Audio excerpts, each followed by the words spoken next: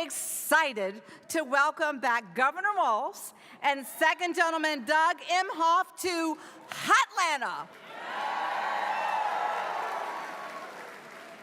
Now, y'all, it may be fall, but in the South, we all know summer runs straight through Thanksgiving. And I see so many familiar faces here today that I've met running across several districts now here in Atlanta. I keep saying, hey, hang around long enough, I'll be representing you in New York and California and Louisiana. But Georgia Republicans have tried to kick me out of Congress countless times these last few years. But let me make something very, very clear.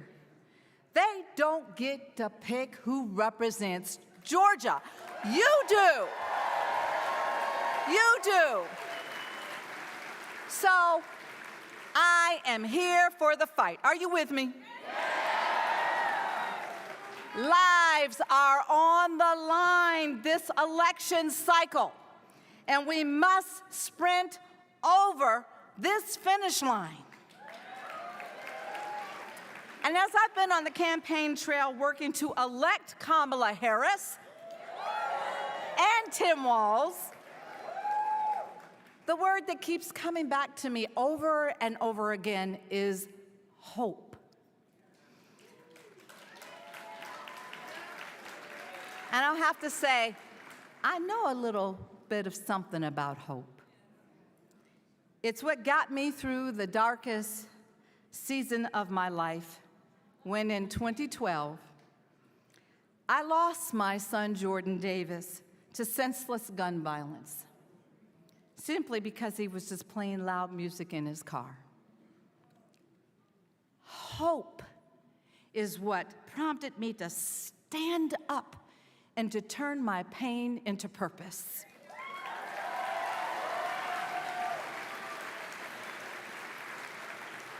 Hope is what had me, just a suburban mom who worked as a flight attendant, speak out and become an advocate against dangerous gun laws.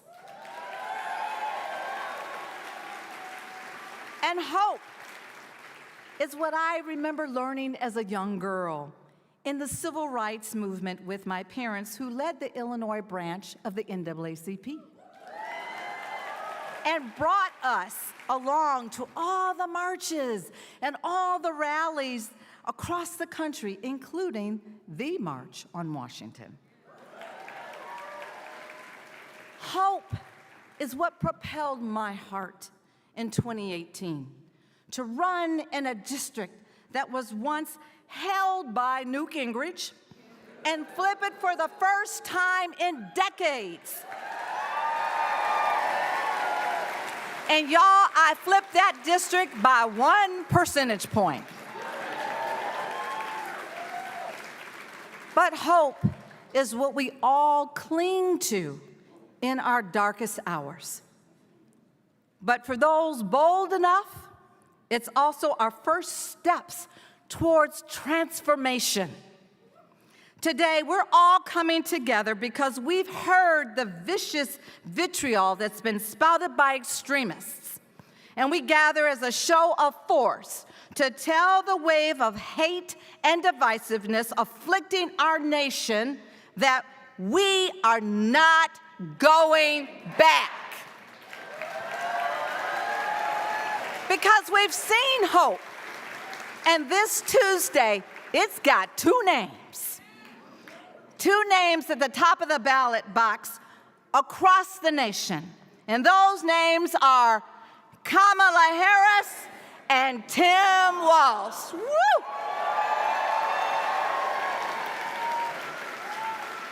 Folks, I don't need to remind you of the stakes. I don't need to remind you of the man who's waiting to re-enter office and inflict another term of chaos and calamity. I don't need to remind you of what we lose out on by not having a President Harris and a Vice President Walz. Because as a mother who had to bury her own son, I know the stakes of this election. While I am heartbroken at the extreme divisiveness that has afflicted our nation, I am so hopeful of the transformation that is now possible with all the Americans like you that are standing up to join this fight, knowing that enough is enough. Enough is enough. And this Tuesday, this ticket is going to make history. Then, this Wednesday, we get back to work. Georgia, are you ready for change? Georgia, are you ready to win? Georgia, do you have your boots on to get in the trenches and fight? Because we know when we fight, we what? When we fight, we what? Let's go win!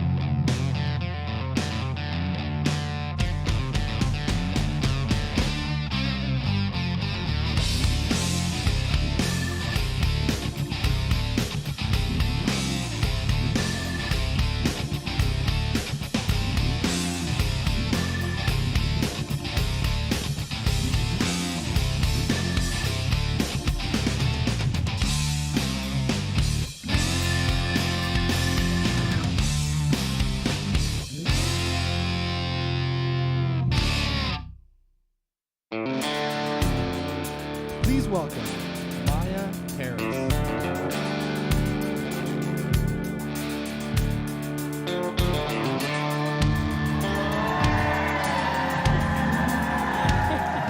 Hello, Atlanta. Hello. I am so happy to be back in Georgia for this final sprint of our campaign. And I just want to thank all of you for being here. Thank all of you for what you have done, are doing, and I hope you will do to help Kamala Harris and Tim Walz win the great state of Georgia and win this election. Now, you all are here because you know the stakes of this election. You know the choice we face in this election is between two fundamentally different views of and for our country. One that would take us backwards to a time when rights and freedoms were for some of us, but not all of us. And one that would turn the page and take us forward to a new and brighter future. And Georgia, that brighter future is within our grasp. So, growing up, our mother taught Kamala and me that we all have so much more in common than what separates us.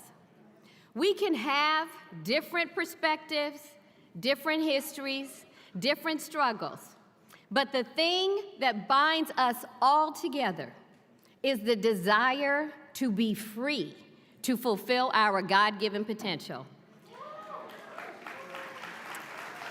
Now, Kamala's life has been about fighting. Her entire life has been about fighting for each of us to have that freedom. And so we know that in this election, there is only one choice. If we want a leader who's gonna fight to build an inclusive democracy where no matter who you are, where you come from, what zip code you live in, what your background is, what language you speak, what accent you have, what religion you practice, no matter who you are, you have the opportunities that you deserve. Someone who's gonna fight for an America where we recognize that our differences, they are not a weakness. They are our greatest, greatest strength. Someone who will fight for an America where we grow our economy by investing in the middle class, because Kamala and I, we grew up in a hard-working middle-class community, and we were raised to believe that every hardworking American should be able to find a good-paying job, buy a home, or start a business, and you should be able to build wealth, to have something to pass on to your children, to live in a prosperous community. And that's why Kamala talks about not just getting by, but getting ahead.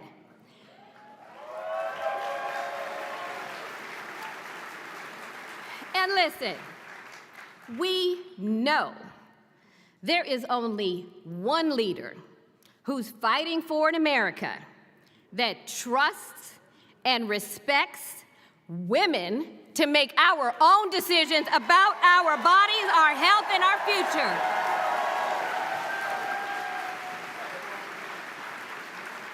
So that's who Kamala is. That's who Kamala always has been. And that's who I know Kamala will be when we elect her President of the United States.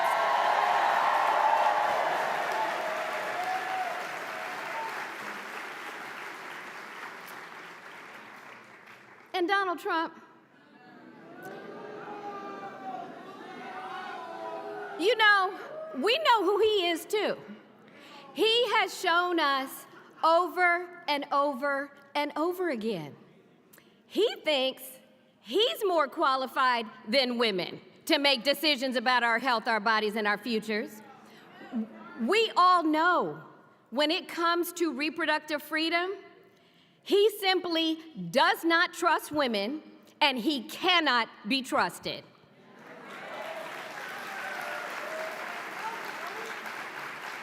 And you see how he and his allies talk about hardworking families, the disrespect, the disparaging of whole communities. Let's be very clear. When someone cannot see your humanity, you can be sure they will not fight for your opportunity.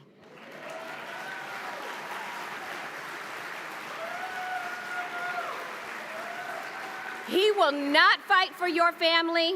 He's not looking out for Georgia. He's just looking out for himself. He'd rather stoke fear and hate and divide this country than unite us, because he knows when the people come together, we have the power. So we now have 2 days, okay? We have 2 days left to show that power. You have the power. Georgia, you can decide this election. And let me tell you, over the last couple of months, I have been traveling the country talking to voters everywhere about Kamala. And folks that I have met are so committed, so fired up, so joyful. The joy is real. The joy is real, and they are out in force, leading in this moment. Everywhere I go, I am meeting people who are leaving it all on the field, just like you are doing here in Georgia. I was actually in Georgia when you crossed the record-breaking 1 millionth early vote mark. So I'm now just here to say, keep going, keep going, keep going. Or, as our family's other Maya Rudolph, said last night, keep Kamala and carry Onala.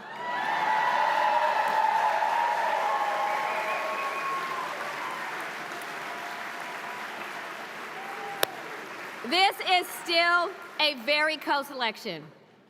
It's still a very close election, and it is going to take all of us to get this over the finish line. So if you have not voted yet, please go vote. And then talk to your friends, talk to your family, your neighbors, your coworkers, everyone that you can, because we have got to make sure that Georgia is voting in numbers so overwhelming that you leave no doubt about where you stand.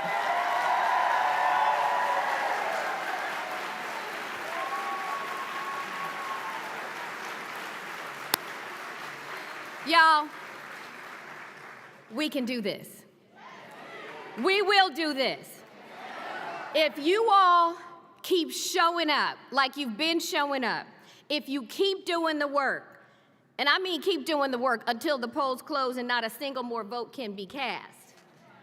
If you keep showing up and you keep doing the work, that's how we're going to protect our freedoms. That's how we're going to usher in that brighter future that Kamala's talked about. And that is most certainly how we are going to elect my sister, Kamala Harris, President of the United States. Thank you.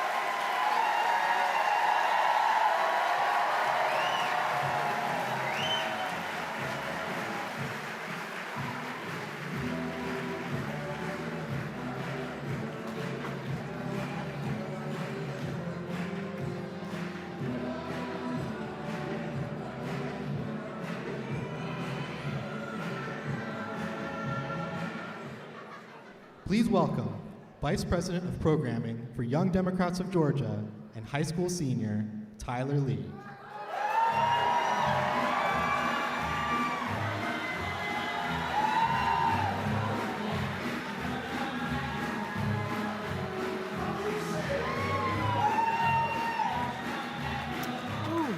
How are we doing, Georgia? My name is Tyler Lee, and I am a senior at Peachtree Ridge High School and a gun violence prevention advocate.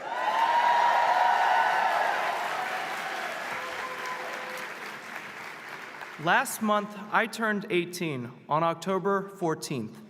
And on October 15th, the first day of early voting in Georgia, I cast my ballot to send Kamala Harris and Tim Walz to the White House. When I entered that voting booth in Duluth, Georgia, I was presented with a choice, a path backwards towards division and extremism, or a path forward toward opportunity, joy, and unity. When I cast my vote for Vice President Harris and Governor Tim Walz, I voted for my Korean immigrant grandparents who came to this country. I voted for economic opportunity for all Americans. I voted for reproductive freedom. I voted for a new way forward where all of us can get ahead, not just get by. And you know what? I also turned the page on Donald Trump and his hatred and division. Vice President Harris represents the American dream. And Donald Trump will take us back. I am a proud, soon-to-be graduate of public high school. And I am so proud to be a future first-generation college student. But Donald Trump's Project 2025 agenda, don't boo, vote, would strip funding from the Department of Education and wreak havoc on our public education system. In doing so, Trump and his allies would rip away opportunities from me and other young students reaching for the American dream. But Georgia, we hold the power to reject him once and for all in this election. We must rise to the occasion and make sure we have a plan to vote this Tuesday. Check your polling locations at iwillvote.com and remember to bring your photo ID. Polls are open from 7 a.m. to 7 p.m. And if you're in line by 7 p.m., stay in line. That's right. This is going to take all of us, Georgia. As the second gentleman likes to say, when we fight, we win. Now with us today is somebody who knows our next president better than anybody else. Let's promote him from the second gentleman in our nation's history to our first gentleman in our nation's history. Please welcome Doug Emhoff.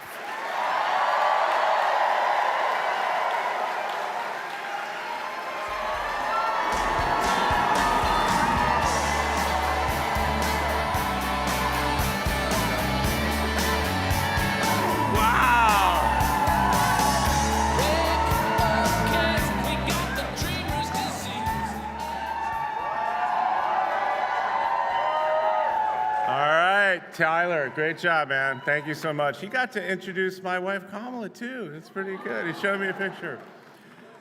And my sister-in-law, Maya Harris, how amazing is she?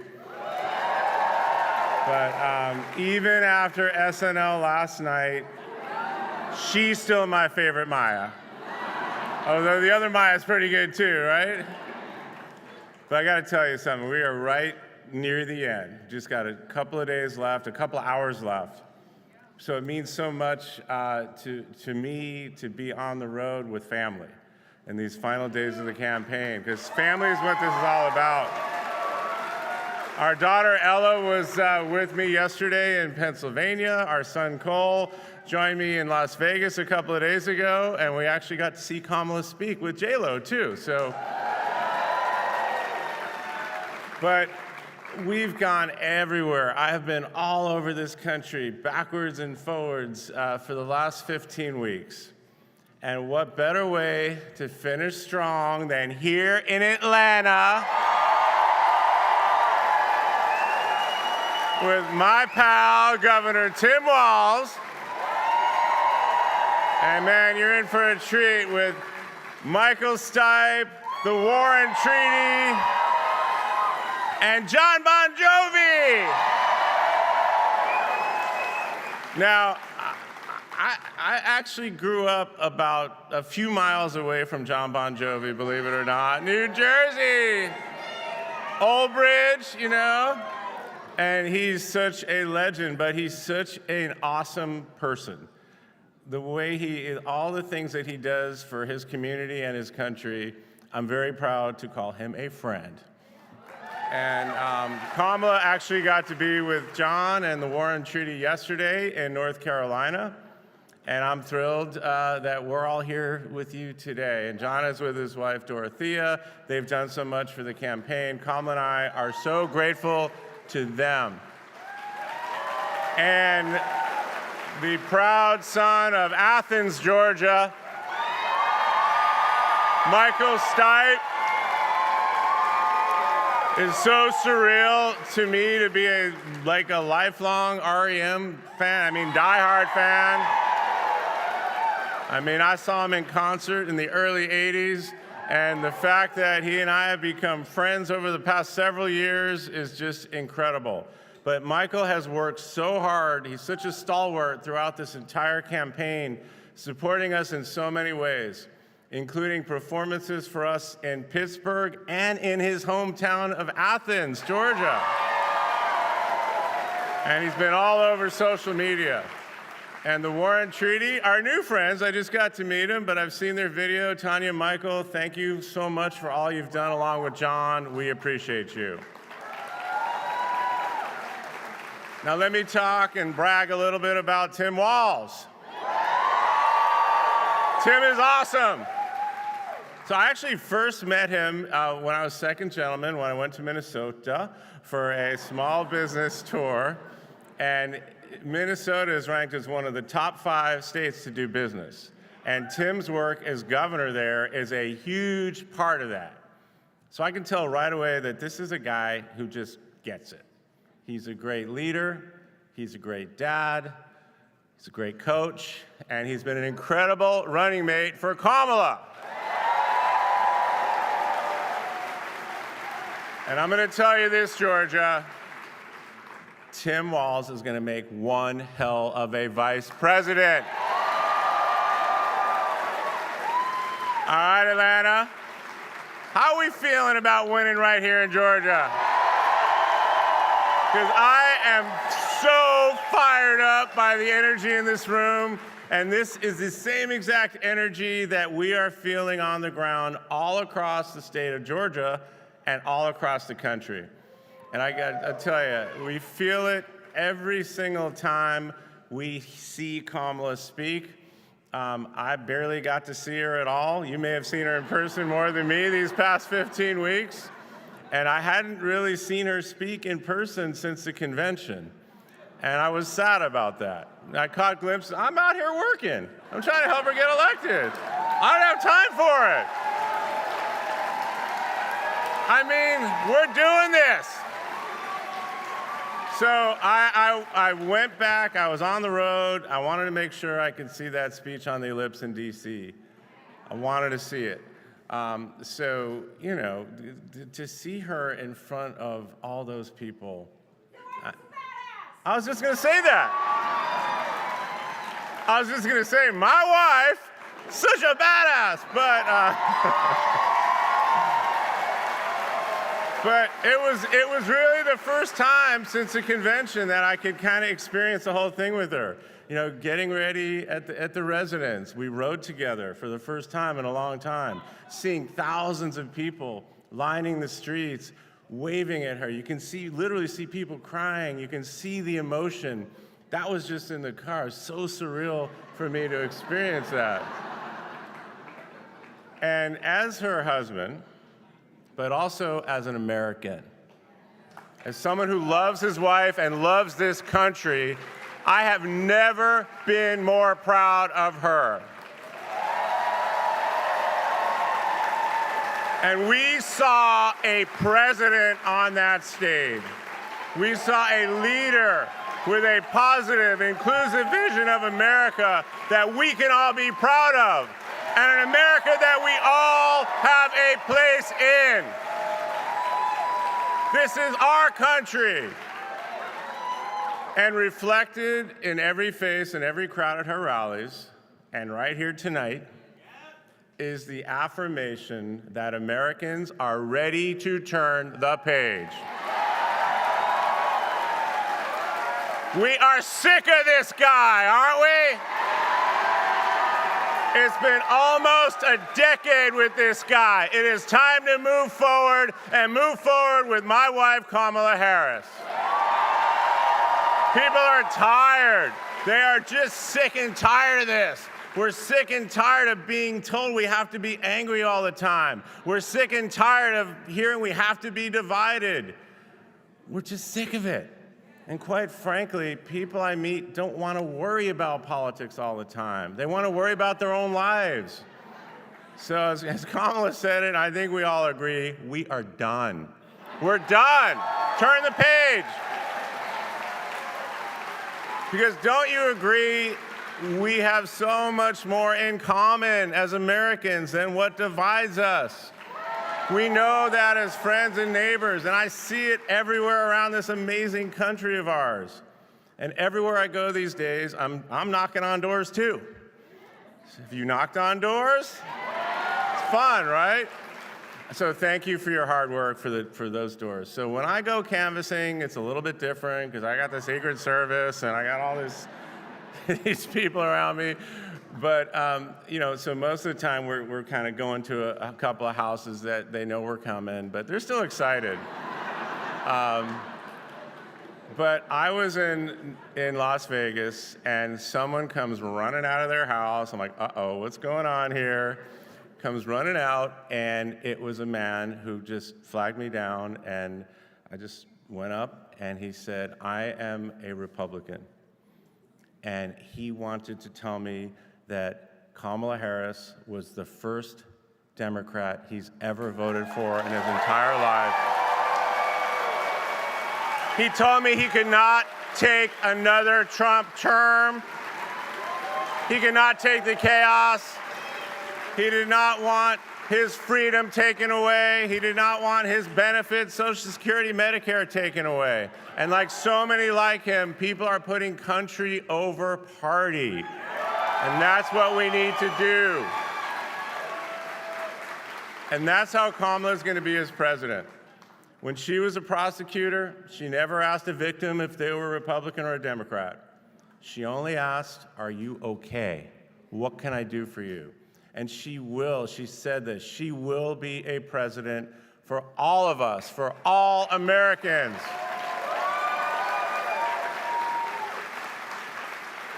So just 15 weeks ago, folks, it's only been 15 weeks. So when the country needed a leader, Kamala was the one who stepped up.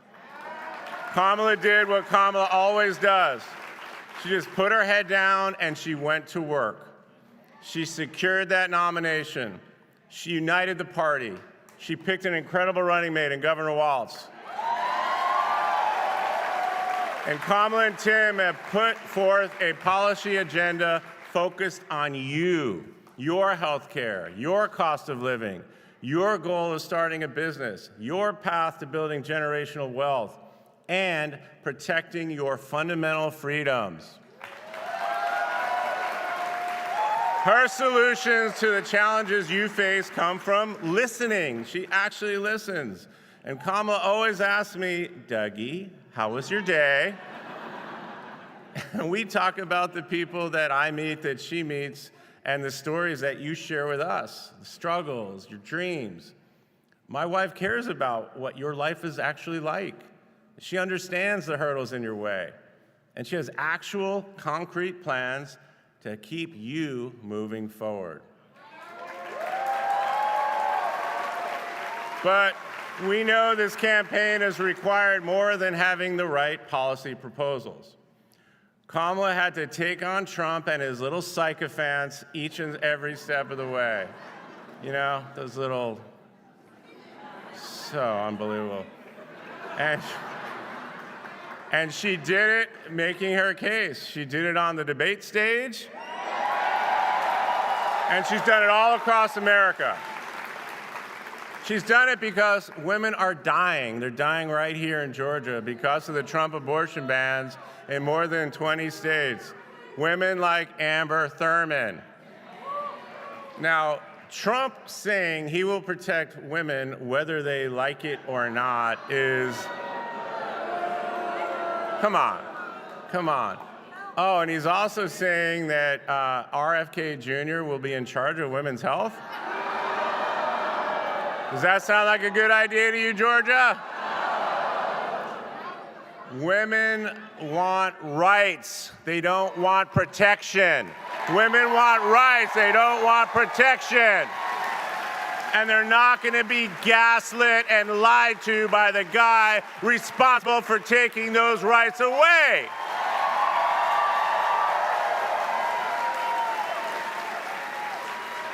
I was in Philadelphia last night. A group of young women came up to me, we were at the team dinner. They told me they had voted for Kamala, and then one of them just started crying. She said she lives with her mother, and all they can talk about these days is just how vitally important it is that Kamala wins. And again, just the emotion. This is what we're hearing, experiencing all over the country because it's that important.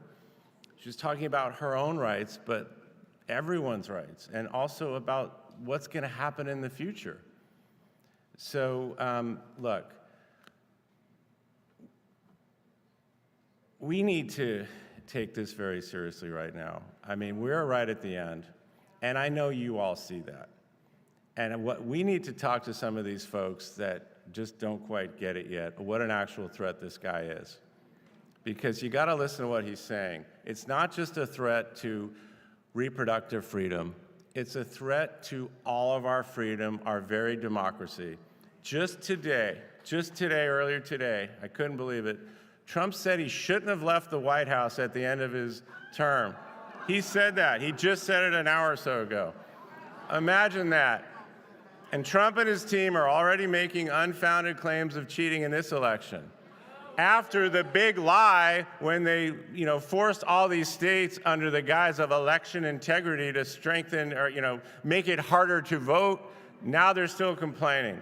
And we know exactly why they're pulling these stunts. They're worried because you're voting in record numbers in early voting. And Georgia, if you turn out and vote like you did last time, Trump's going to be looking to find more than 11,780 votes.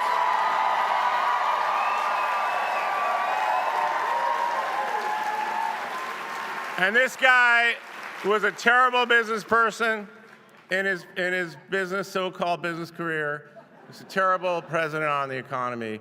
But if he gets back in the White House, our entire economy will be destroyed. When he was president, he added almost $9 trillion to the national debt with tax cuts for his buddies like Elon Musk and the largest corporations. This time around, economists of Moody's have predicted that his policies would trigger a recession immediately. Trump is doing this for a small group of people like Elon Musk. So people, you think he's for them, but he's not. He's not your friend. He's not on your side. So don't fall for it. So if you know people are on the fence, tell them to do their research. Tell them to go online and see exactly what's coming out of his mouth. Show them what he looks like while he's saying it. It's falling apart. Do the research. But this election is not just about voting against Trump and Vance. It's about voting for Harris-Walz.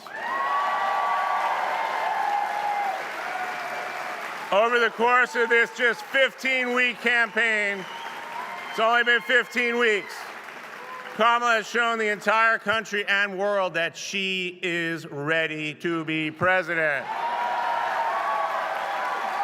20 years as a frontline prosecutor, elected district attorney of San Francisco, elected attorney general of California, elected United States senator from California, and our vice president.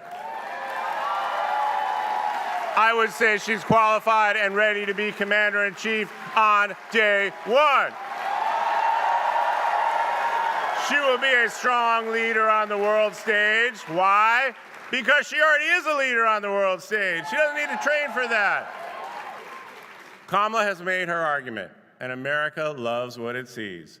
You can feel it on the ground here in Georgia, you can see it in the polls, and you can feel the momentum. But look, this is a binary choice. She said it, and just picture this. In less than 90 days, one of them, Donald Trump or Kamala Harris, is going to be sitting behind that resolute desk in the Oval Office. Think about that, folks. So it comes down to what kind of person and what kind of president we want behind that desk. Someone who's going to get there with his little Diet Coke button in his enemies list, or someone like Kamala Harris who's going to get you-know-what done on day one. Kamala's the only choice. She's the only choice to move us forward as a country. And we just have 2 days left to finish the job and get her to the Oval Office. Now look, I know I look tired, I sound not great. And you know what? I should be tired. But you should be tired too, because we got to do this to save our country. Now, Governor Walz has said many times, I'll sleep when I'm dead. But I think that's extreme, Tim. I want to be around to enjoy your administration. So I plan on sleeping Wednesday. But for these next 2 days, we got to push through. We got to keep going until the polls close. We got to keep making those calls, knocking on those doors, making sure that everyone has a plan to vote. We don't want to have any regrets when this is over. It shouldn't be this close, but it is. Oh, I don't know if it is even. I think she's going to win by a lot. But we are going to win. On Tuesday, we're going to elect Tim Walz as vice president and my wife, Kamala Harris, as the next president of the United States. But there's more. Okay, so Tim. When Kamala and Tim took the stage together for the first time in Philadelphia just 14 and a half weeks ago, I met him that one time in Minnesota, but that was really the second time I met him, and I just got up on that stage and gave him the biggest bro hug in the world, because that's the kind of guy he is. And I have to tell you, I got a lot of texts from some longtime friends and some family members and said, well, what's going on? You never hugged me like that. But I said, well, he's awesome. I was excited because meeting him and his family, Gwen and Gus and Hope, you just knew Kamala made the right choice. You could just see it. And so to see Tim out there every day working so hard on behalf of this campaign, but on behalf of this country, it's been so great. So I've only got to see him a couple of times in between. This is actually our first event together.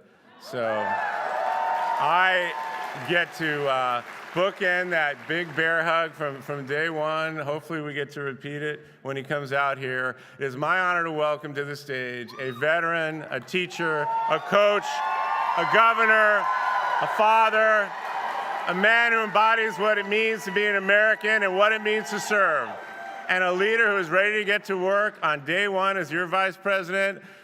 May I introduce the next vice president of the United States, my buddy, Tim Walz.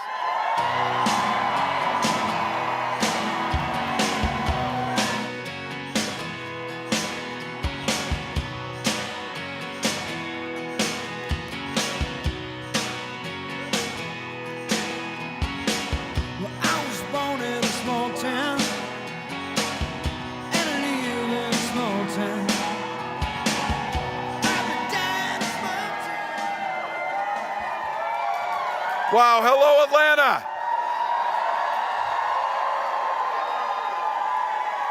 Wow. You're here today, so I got to do it. 27-13, Atlanta here on this one. 2 minutes left in the game. You're in good shape. You're going to win this thing. Falcons. Hey, how lucky are we? Doug Emhoff, an incredible partner. He is going to make the greatest and the first gentleman of the United States, Doug Emhoff. I love getting to know this guy over the past few months. Incredibly grateful. To Maya, thank you for all you're doing. Thank you for the hard work you're doing. Thank you for bringing your powerful message. And can I just say, Georgia, thank you for sending Lucy McBath to the United States Congress. She's there working to protect all our children. And I have to tell you, I got a chance back here. You're going to hear from some folks. As soon as I get off the stage, we're going to get a little bit of entertainment up here. A huge thank you to Michael Stipe, John Bon Jovi, the Warren Treaty, and all the talent. I can't tell you how great it is when you finally get to meet your idols and they're actually cooler than you thought they were. These guys are. They're out here doing it. And I'll save this. Tyler, thank you for that incredible kickoff to this thing. Let's all agree, after we win this election with Kamala Harris, this next generation of leaders like Tyler, we're going to be just fine. We're going to be just fine. And thank you to all of you. Look around this.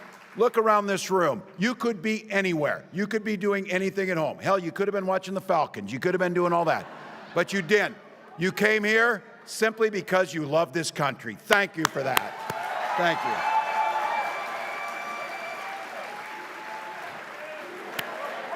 There you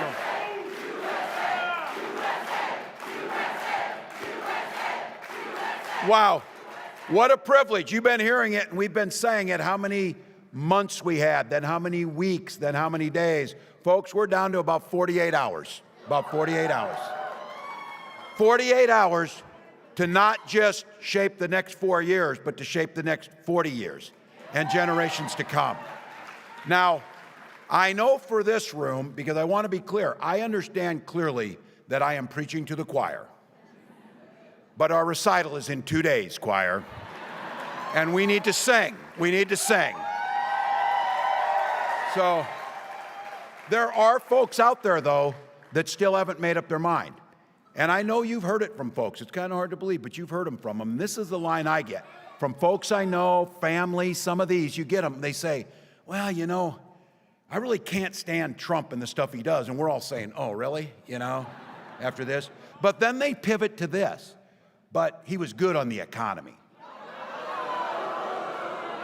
That's a little fuzzy, people. I think it's important, again, to just set the stage about that. 4 years ago, during Donald Trump's time in office, we had lost 2.7 million jobs. Unemployment was way up. And this guy's refusal to listen to experts, he so botched the pandemic, tens of thousands of Americans died needlessly, and the rest of us were thrown into a hunger game to try and find toilet paper with our neighbors. That's what he did. Now look, if he's talking about 4 years ago, if you were a billionaire, you could probably agree with him because you got a tax cut and the rest of us got squat out of the deal. Now, if he gets back in the White House, he's promised, yeah, hell forbid that. Let's go. If he gets back in, he's talking about a $2 trillion cut in spending. J.D. Vance specifically said to do that, they will go after Social Security. And they're starting to get a little cocky and saying the quiet stuff out loud. Speaker of the House, the guy that no one knows because it took like 10 weeks to get one from them, this guy says they're going to gut the Affordable Care Act. But you know it. You know they're going to go and try and get rid of it. And you know what happens when the ACA goes away. For them, it's just they talk about it. It doesn't matter. Pre-existing conditions for all of us. That was the genius of Obamacare. It put control of your health care back with you, not insurance companies.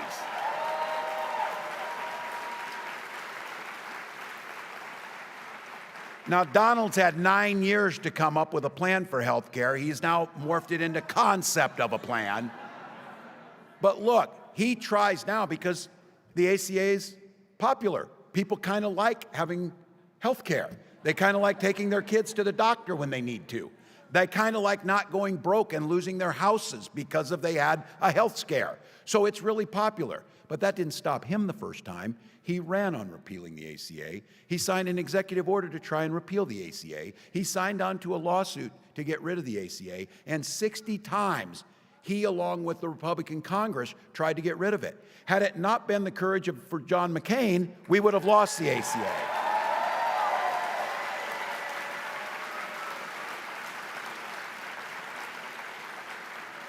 And 2 days ago, Speaker Johnson suggested that if Trump wins this thing, they're going to go back and repeal the CHIPS and Science Act. Defunding, listen to this, defunding 115,000 jobs that are already working in manufacturing and construction, including 1,200 good-paying jobs right here in Georgia. Now, this thing is not only important for jobs, it's critical that we win the competition of the 21st century from countries like China. That's what those investments do. Now, Donald hates it when we remind him that he's almost 80 years old. He's almost 80 years old. And in that 80 years, you would have thought he would have learned how a tariff works. Because everybody else has.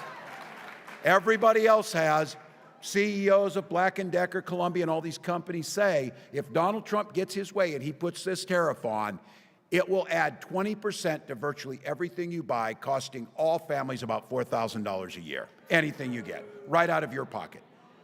That dude said he went to the Wharton School. He should get his money back from that if he did.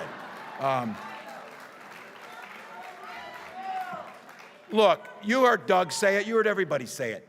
Donald's not interested in making your life better. In fact, Donald's not thinking about you at all. I mentioned this the other day. You know, on your phone, you got the lock screen. You got your kids, you got your grandkids, you got your dog, you got your car. If you're some of us, you got it on there. Donald's got a picture of himself on his phone. That's true story. True story. Can we agree that is weird behavior there? That is weird behavior. Yeah. Look, I know we heard this. Last time, there were some guardrails around him. There was a Supreme Court before he put the 3 on it. There were some other things there. But this time, the guardrails are gone. He's looking to fill government top to bottom with hacks and fanatics. They asked him, what one thing do you regret or would you have done differently as president? My God, it should have taken him 10 years to fill the list. He couldn't think of anything except one thing. He didn't put enough people loyal to him in office. That's what he said. That's what he said. Look, the folks who were there before reined him in. Those were serious people. Generals, secretaries of defense, national security advisors, his own vice president. They were pleading with him, and now they're pleading with us. As Kamala said, they are making a 911 call to us. Don't let this guy back in power.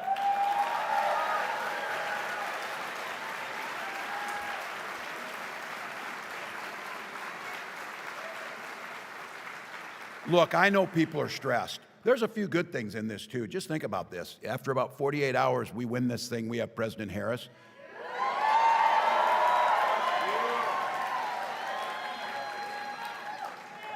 We won't ever have to talk about this guy again.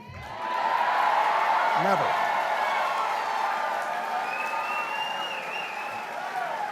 So if you're on the roller coaster, oh, we're winning, oh, we're losing, oh, we're winning, get off the roller coaster.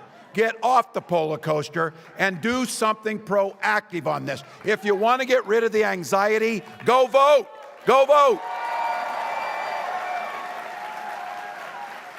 This room is going to be part of turning the page on Donald Trump, and we get to elect a new generation of leadership.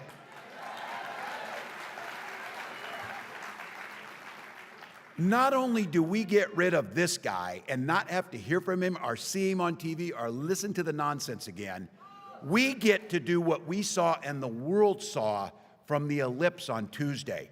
That's what a president looks like. That's what a president sounds like.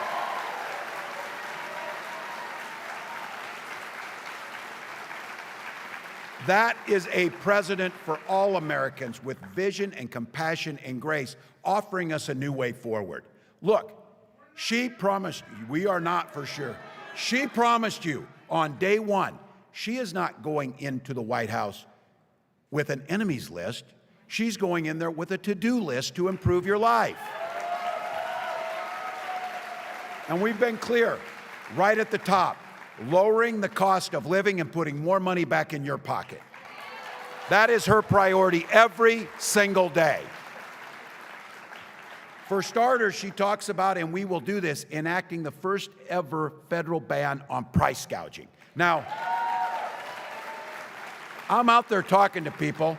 I spent a decade and a half teaching high school. You get pretty good at trying to explain things in different ways to the teachers out here. Let me explain price gouging in a couple examples. I was with a farmer up in Erie, Pennsylvania, and we were talking about food prices and different things. He grew corn, potatoes, and ran some cattle. But I said, so when food prices were cheaper, what were you getting for a bushel of corn? And he said, about $4.10 a bushel. And I said, now that food prices are higher, what are you getting for a bushel of corn? And he said, about $4.10 a bushel. Wow, that's weird. The people actually growing the food and doing things are getting the same amount of money. We're paying more at the grocery store, and the only variable in there that changed is corporate profits are at an all-time high. You think they're messing with us with the lights? Unlike Donald Trump, I just want to give a big thank you who produced these events to the folks who put it on. It's hard work.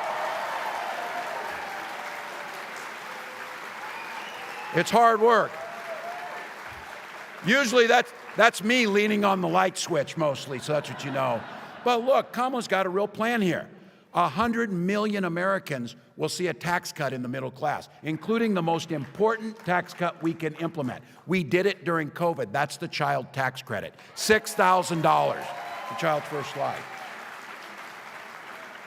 When we did that during COVID, we reduced childhood poverty by half, the largest decrease in childhood poverty that we have seen in American history. That's what we can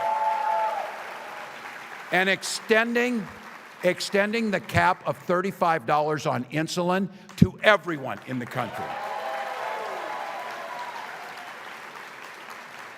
Example 2 on price gouging. Kamala was able to get it through. That's $35 on a month for that little vial of insulin.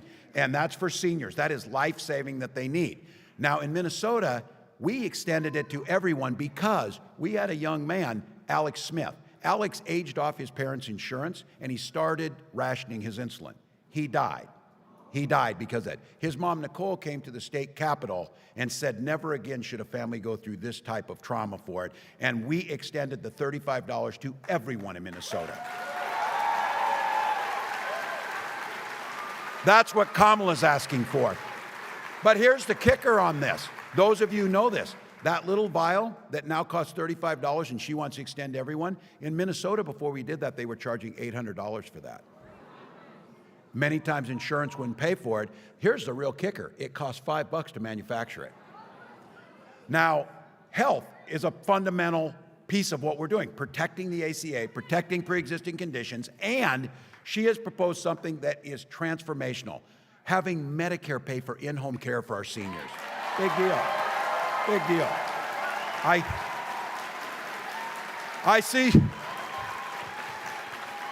I see some young faces. Those of you who are young, trust me on this, and the gray hairs in here will tell you this. You don't think much about Medicare. You start getting up around 60, you spend about half your day thinking about Medicare, because it's pretty important. She's also talking about enhancing those benefits that we paid into by making sure Medicare can pay for glasses and hearing aids. It's a smart thing. Helping the middle class. Keep prices down, protect your health care, expand Medicare, protect Social Security, and then make something that is so important to all of us, making home ownership a reality by making sure we give $25,000 down payment for everybody assistance to own a home.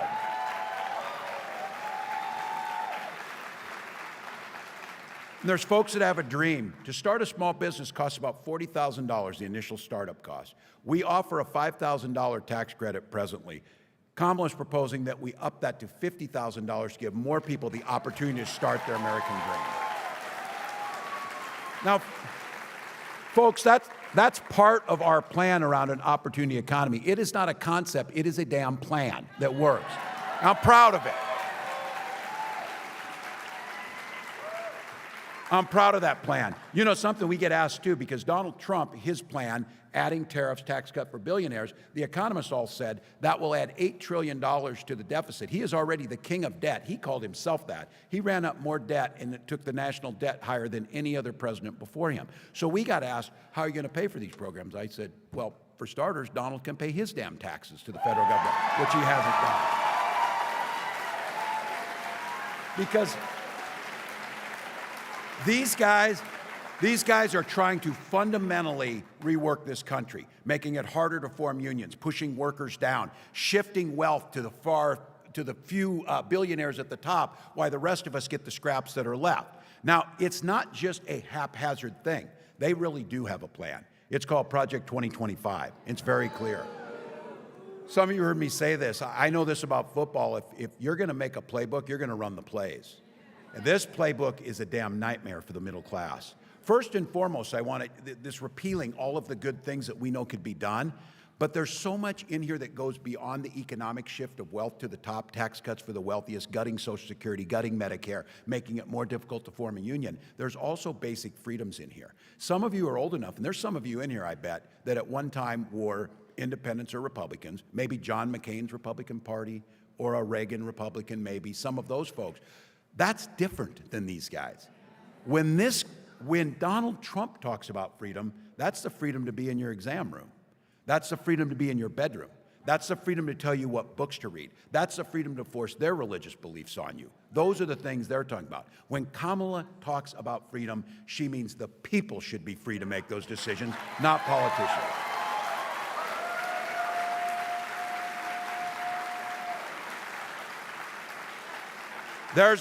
Freedom means a lot of things. Freedom means freedom for our seniors to be able to have that dignified retirement by strengthening Social Security and Medicare, not cutting it.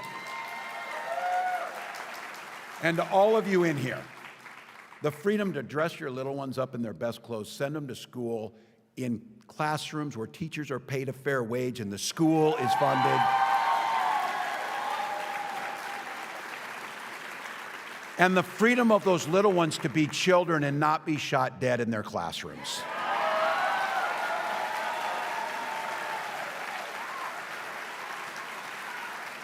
These guys don't get to frame this one. I know guns. I am a veteran. I'm a hunter. I'm a gun owner. Kamala is a gun owner. Kamala and I know we can uphold, as we have, the Second Amendment while also upholding our first responsibility, protecting our children. Protecting our children.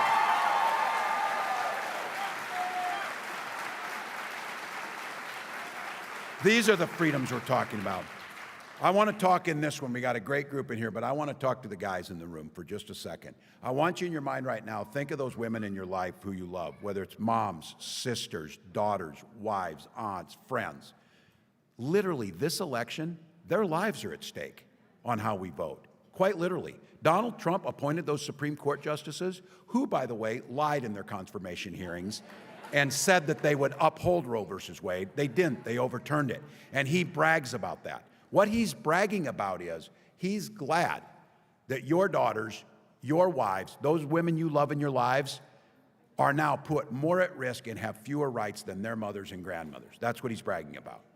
More than 20 states, including right here in Georgia, now have Trump abortion bans. Now, Donald Trump said you shouldn't worry about this. If you're a woman, he'll be your protector. Donald Trump will be your protector.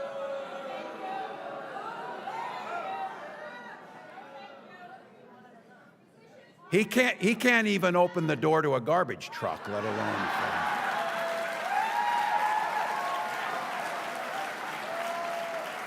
But you're right. Some of this would be fodder for a show that should be canceled, a two-bit comedy show or whatever.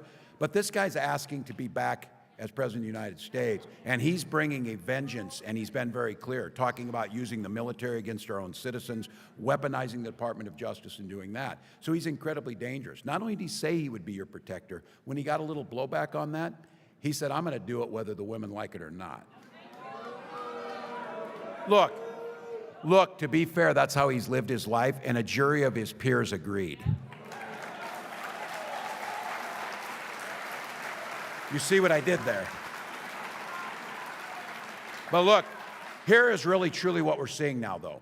Women are being turned away from emergency rooms and miscarrying in parking lots, whether they like it or not. Survivors of rape and incest being forced to carry those pregnancies to term, whether they like it or not. Fertility clinics have turned couples away at the door, whether they like it or not.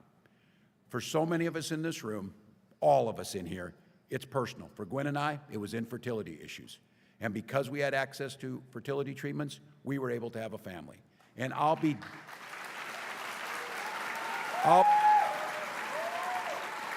damned if anyone in this country should be denied the same things that we had.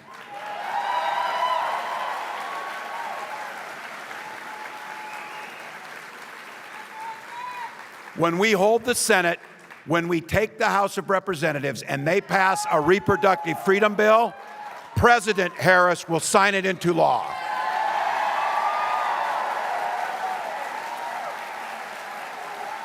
There's a few simple things here. You mind your business, I'll mind mine. And Kamala and I trust women, and it starts from that. I also get a pretty good vibe out of this room that women across this country, every age, every background, every political party, are going to send a loud and clear message to Donald Trump on November 5th.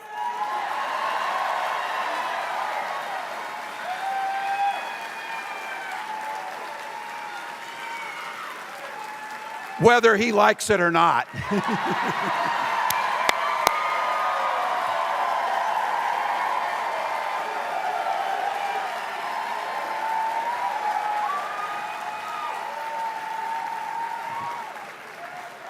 He has no idea that can that he opened up on that day. Look, Kamala says it, we're not going back for a reason. We're not going back to that. We're not going back to the 50s. We're not putting women's lives at risk. We're not busting unions. We're not ignoring science. We're not doing it. And look, we've got the opportunity. That's why I'm here. On behalf of Kamala, on behalf of myself, I'm humbly asking you for your vote on November 5th. Now look, 2 days, momentum's on our side, but we're not taking anything for granted. So I did this for too many years. Here's the deal, folks. This game is tied and there's 2 minutes left. We've got the damn ball. We got the best quarterback on the field with Kamala Harris. As Doug said, we're too damn tough and too damn stubborn to get tired. We'll sleep when we have time when we're dead. That's not it. Because I'm telling you, in Georgia, 1 or 2 votes per precinct could win the whole damn race right here.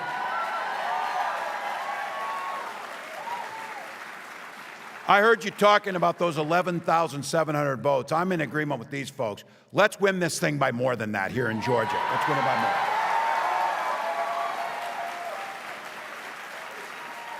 But I said I'll take the wind, and if that, as a Georgian said one time, that arc of the moral universe bending towards justice, I know it will. So if we win Georgia, when we win Georgia, when we win. But if it happened by 1 vote, it will be Jimmy Carter's vote that did it. So that's what we'll do.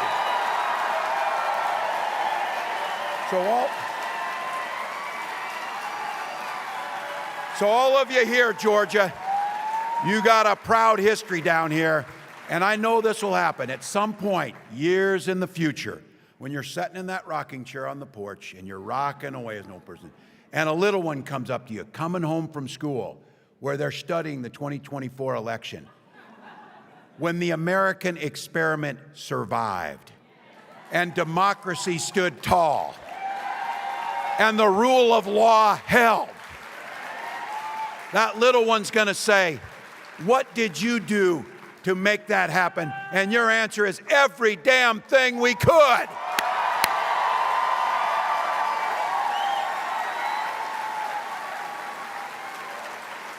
How many of you have already voted? All right. For the rest of you, we need to talk to others. Visit iwillvote.com/GA to find your polling place. Take an ID, take somebody with you. You're doing this work because you believe in the promise of America. It is a privilege to fight for it. We know that this is our moment. I want to be in that rocking chair telling that story. And here's the deal. Georgia, you have the potential to win this whole damn thing for America. Right through here. Right through here. So as our next president taught us, when we fight, when we vote, win it for America, Georgia. Let's go.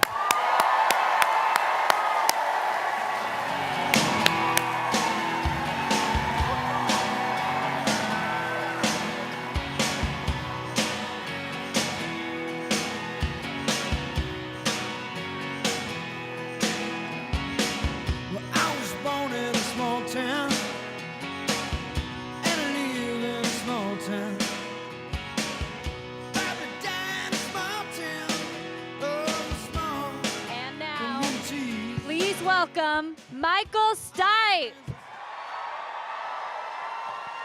Hello. Can you hear me? You guys come on up here, clear this stage. We got some work to do. I want that man to be my vice president. All right, everybody here, give me a V. Give me an O. Give me a T. Give me an E. It's fun to get out the... No. It's fun to get out the V-O-T-E. It's fun to get out the V-O-T-E. All right, you take it from there. Let's try that one more time. It's fun to get out the V-O-T-E. You got it. All right. I have a lot of great stories. I've had an incredible life, but I'm a terrible storyteller. So I'm going to read a little story that's not about politics at all. Let me set the stage. This is a story about love. It was 6 years ago, New York City, 2018, my friend's birthday, and her husband invited 5 of us to have a birthday dinner with her at a restaurant in Midtown Manhattan. So we arrive at the restaurant, and my friend is in a terrible, terrible mood. I don't know what had happened to her that day, but it was not good. And we sat down at the table. Her husband ordered vodka martinis for everyone to try to lift the spirit a little bit. And I was trying to avoid her eyes, just to let her get out of her bad mood. And I noticed a small table next to us, a couple, a man and a woman. They were sat very close to each other, and they were sharing a hamburger that they had split in half. They each had a glass of red wine, and I come from a family of love. My mother and father were so madly in love with each other. I know love when I see it. I'm avoiding my friend's eyes because she's in a terrible mood. Vodka martinis are being drunk. And I catch myself looking at this couple at the next table from time to time, and I think they saw me looking once or twice, and I smiled. And that was really about it. My friend's mood lifted a little bit. The dinner commenced. I'm thinking about this couple at the next table. They're sitting so close to each other. They're so crazy in love, it's obvious to me. And at some point, they got up to leave. I didn't notice that. I was enjoying my friend's company. I feel a tap on my shoulder. And I turn around, and this woman says, "My husband loves music. He's a big fan of yours. My name is Kamala Harris. This is Doug Emhoff."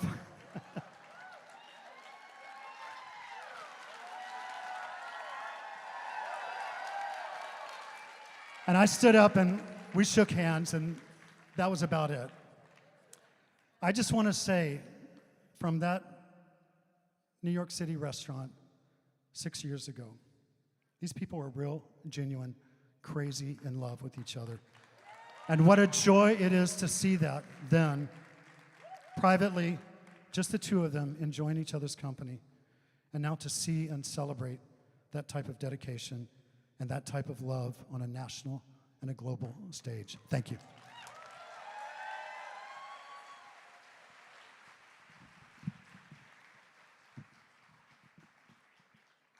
I'm going to perform a couple of songs. I'd like to invite to the stage Andy LeMaster and David Barbie.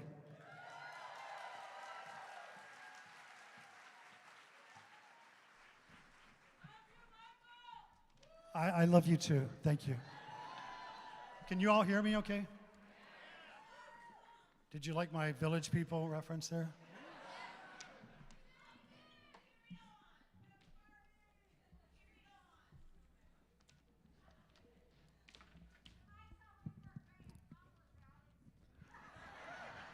I heard that. We're going to do a song that I performed, that I performed once in public at another one of these rallies, and I really enjoyed doing it then. And we were great, and hopefully we're not going to fuck it up today. This is a song that I wrote with Aaron Dessner from the band The National, and it's called No Time for Love Like Now. Here we go.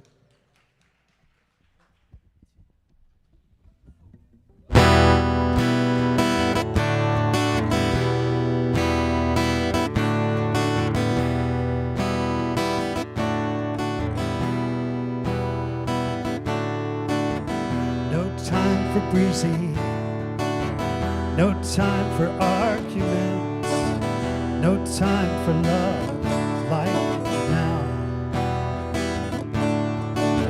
There's no time in the bardo, no time in the in-between, no time for love like now.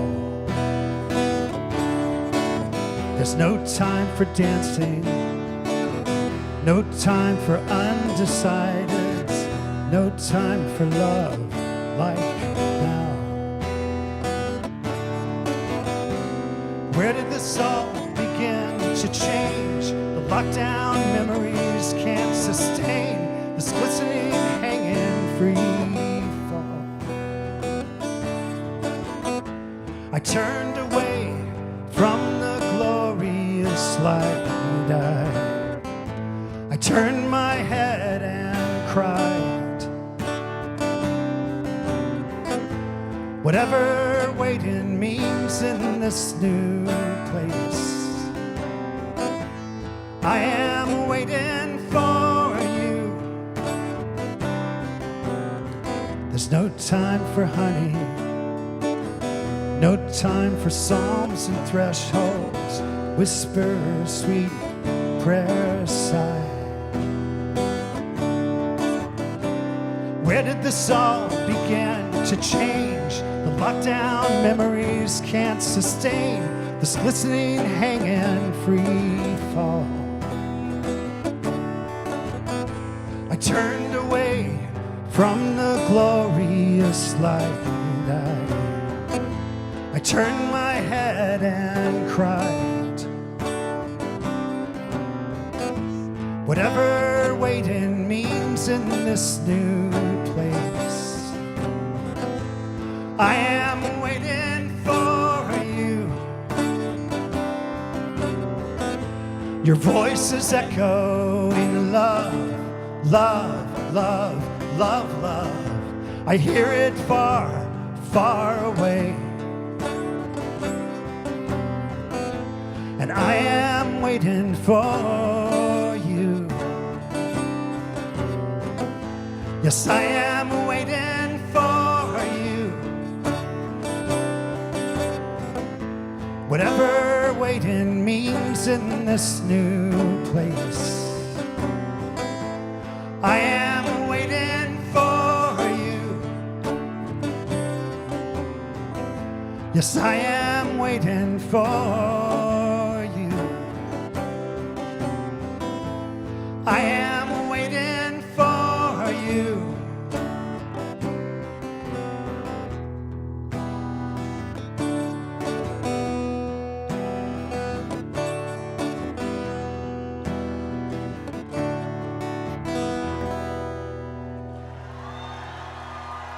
Thank you.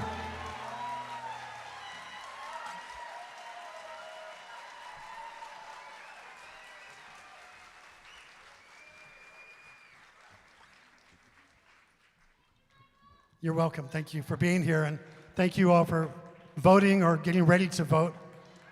I want to encourage everyone in Georgia, because we know what it means.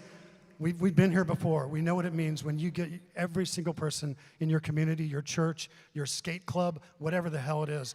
Get them out, talk to them, get them there to vote. A little bird backstage told me that this is the governor's favorite REM song, so we're going to do it for you today.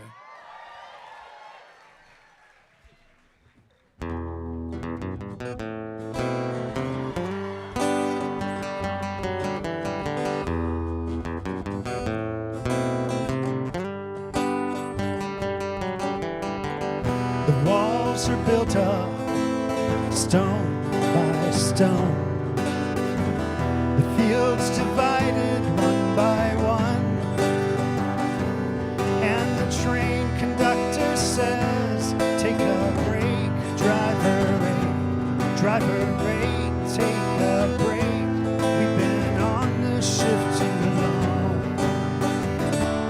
And the train conductor says, take a break, driver rate, take a break.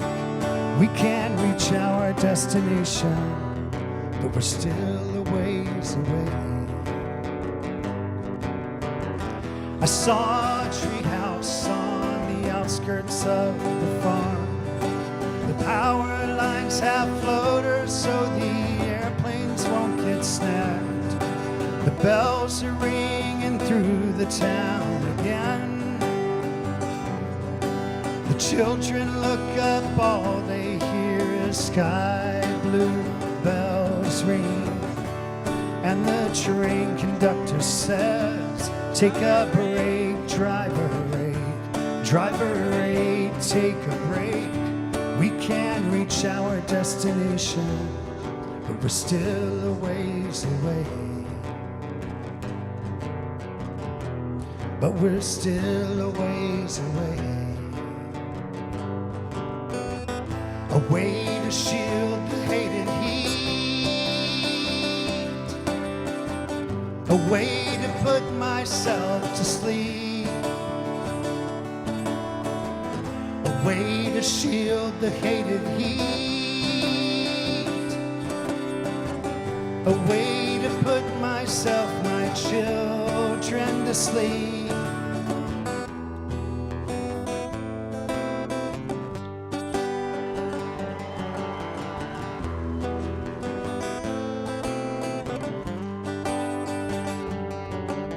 Piloted this song in a plane like that one. She is selling faith on the go-tell crusade. Locomotive 8, Southern Crescent, hear the bells ring again. The fields of wheat is looking thin. And the train conductor says, take a break, driver rate, take a break. We've been on this shift too long. And the train conductor says, take a break, driver rate, take a break. We can reach our destination, but we're still a ways away. We're still a ways away. 2 more days. Thank you very much.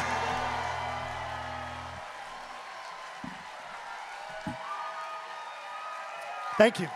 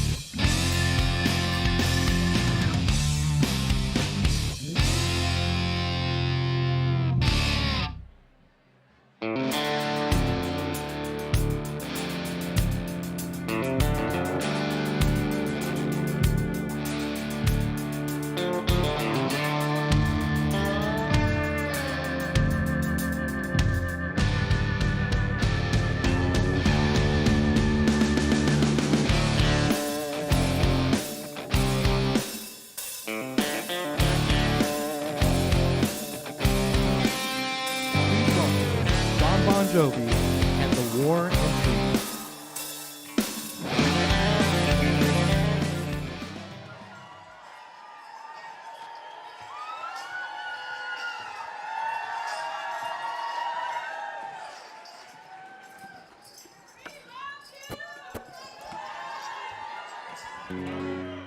And thank you very much. We love you too. Welcome. What a beautiful way to spend your Sunday. Right? Everybody good? Great.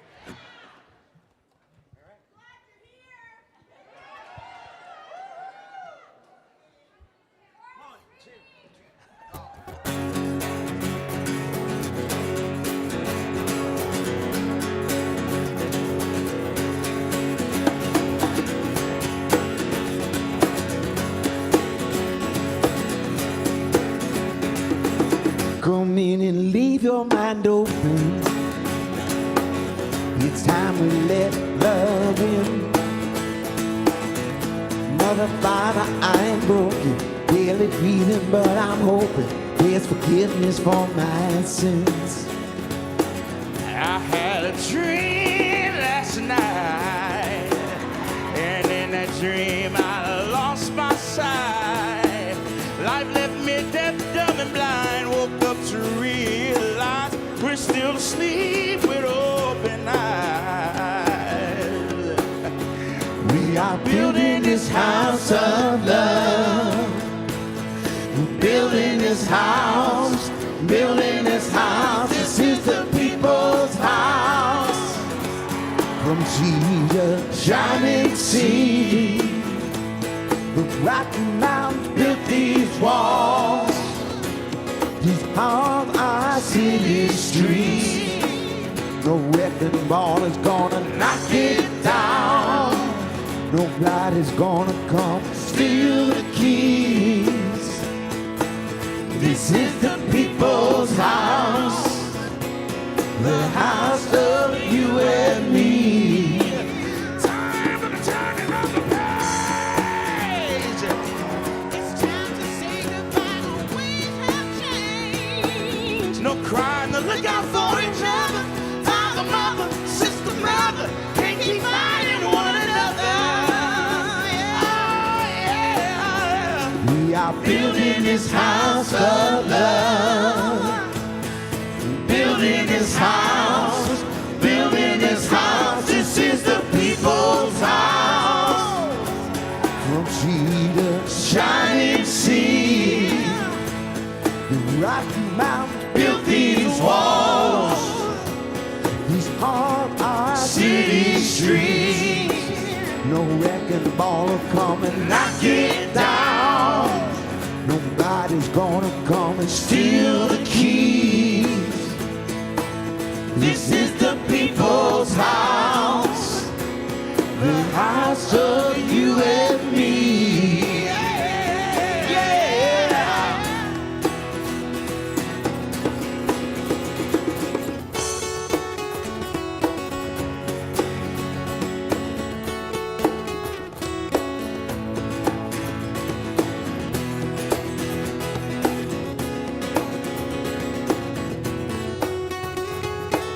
I wasn't born a man of privilege, but I'm privileged just the same.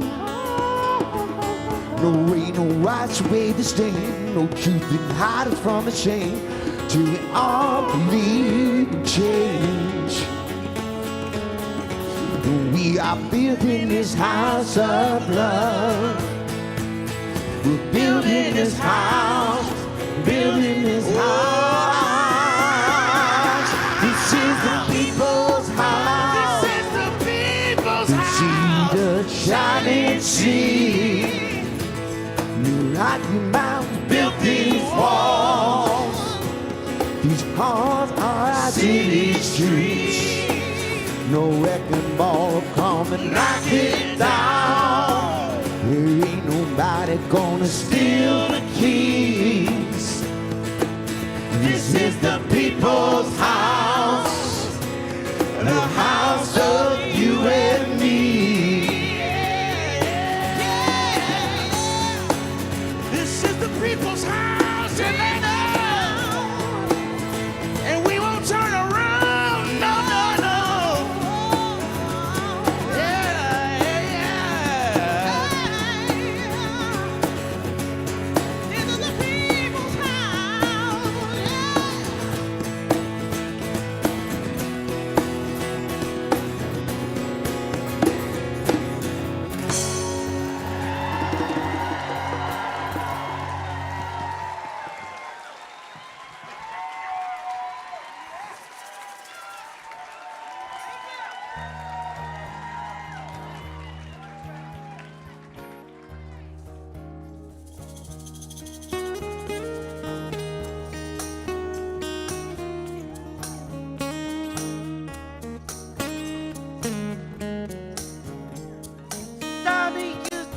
on the docks.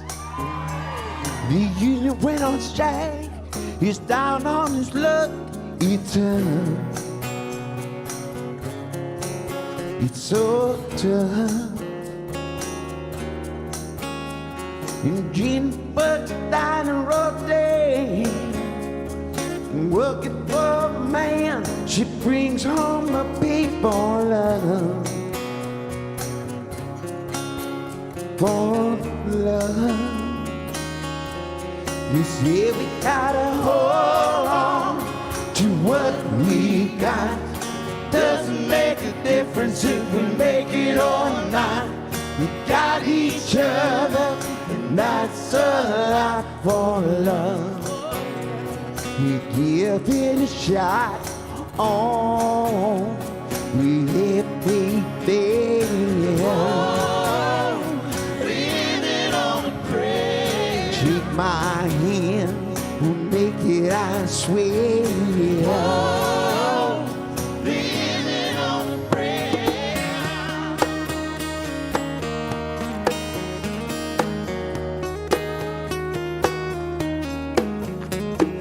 Tommy's got a six-string harp. He's holding in what he used to make it on slow John Bon Jovi tough, yeah. Gina's dreams are running away. When she cries in the night, Tommy whispers, baby, it'll be okay. Someday. We gotta hold on to what we got. Doesn't make a difference if we make it or not. Got each other, and that's a lot for love. Give it a shot. Oh, every day. Oh, living on a prayer. Take my hand, we'll make it, I swear. Oh, living on a prayer. We're living on a prayer.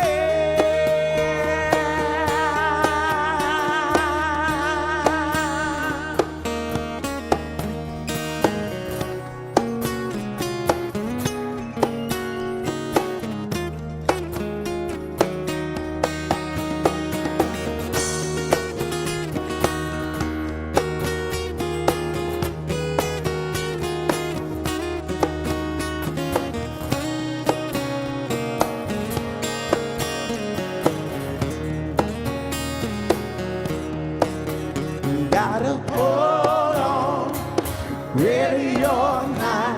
You live for the fight when it's all about you.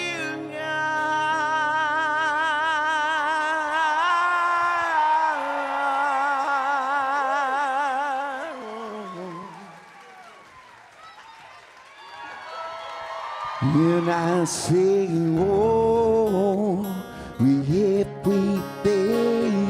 Oh, living on a prayer. Shake my hand, we'll make it, I swear. Oh, living on a prayer.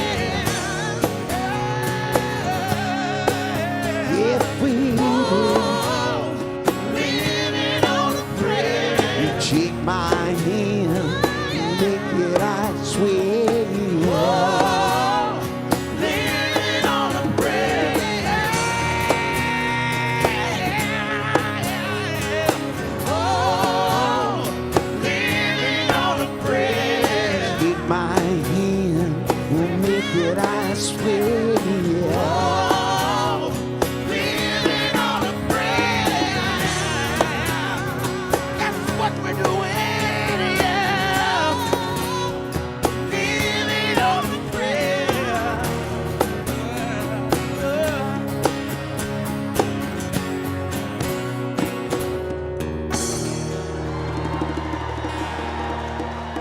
Yes, we are.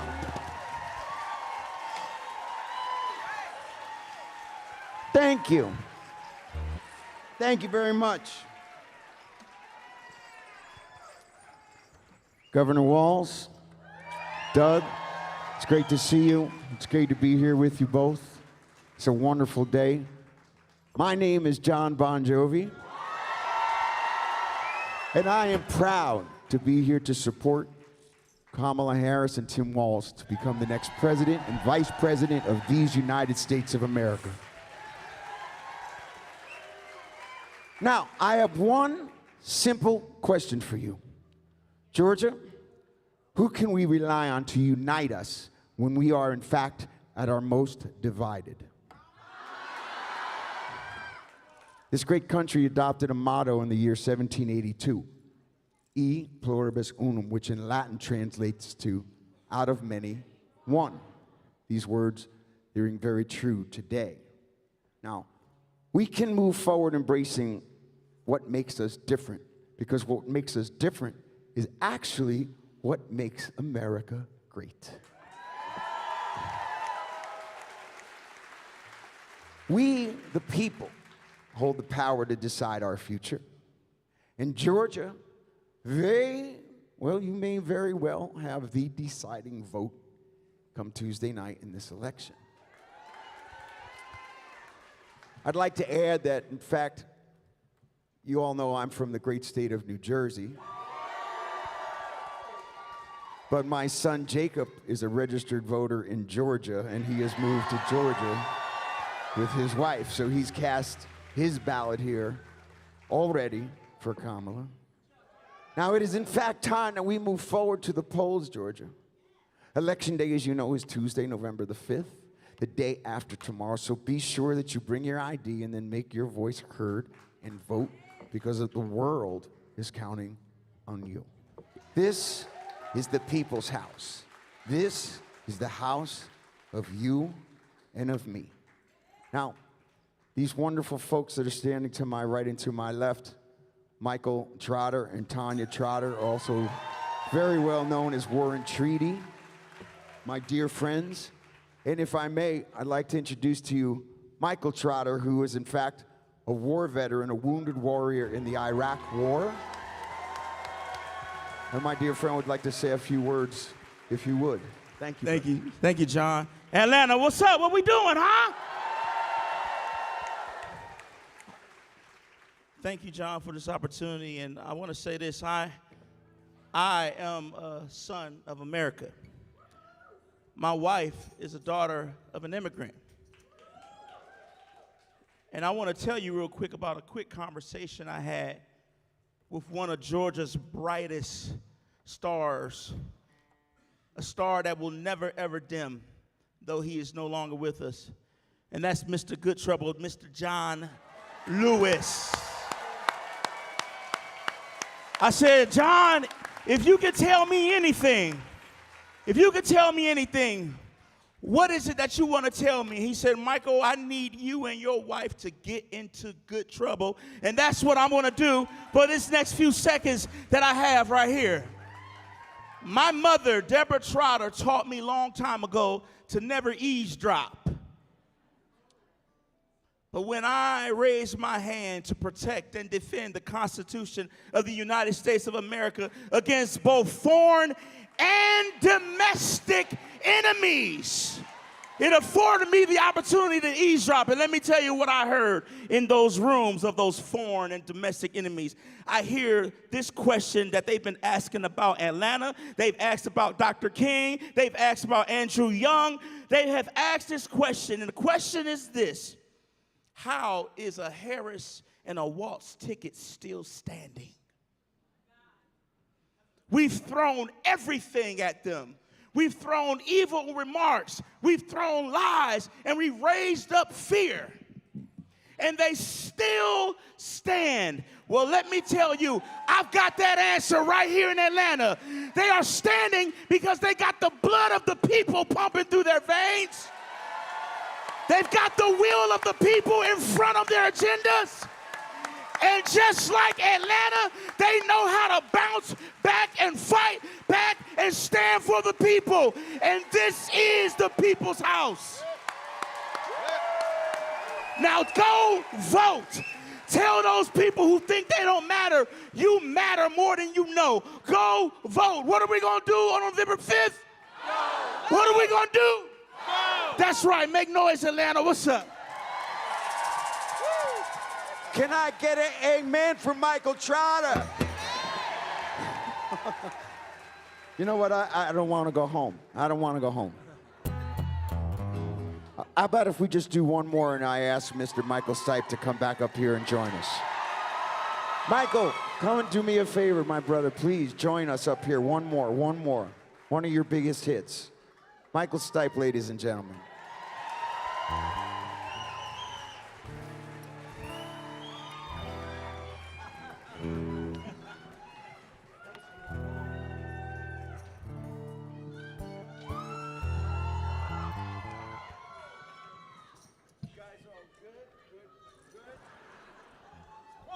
I'm good.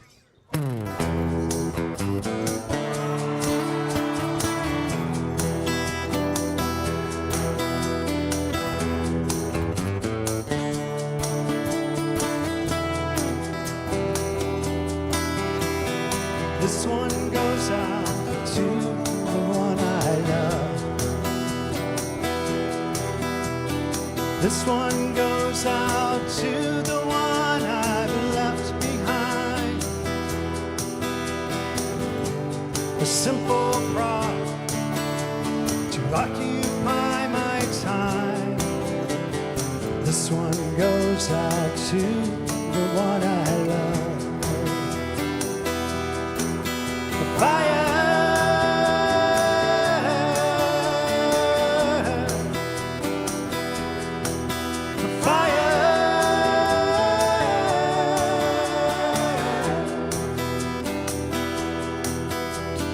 This one goes out to the one I love. This one goes out to the one I've left behind. Another prop to occupy my time. This one goes out to the one I love.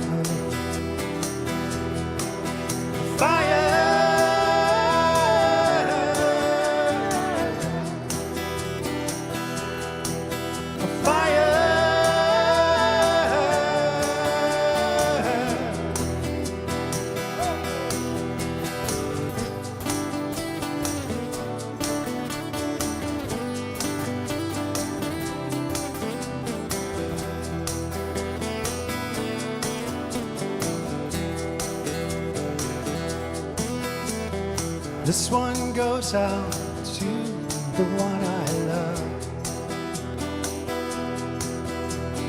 This one goes out to the one I've left behind.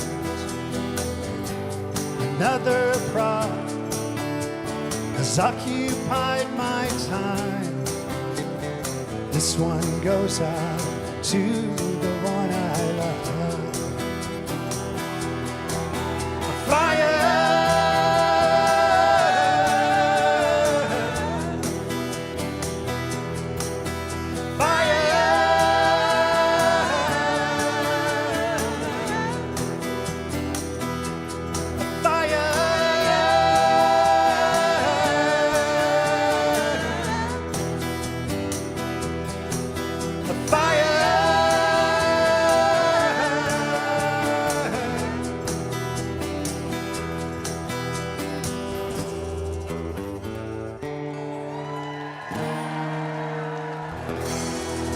The Warren Treaty, John Bon Jovi. You all get out the vote. Let's do it, Georgia. Thank you very much.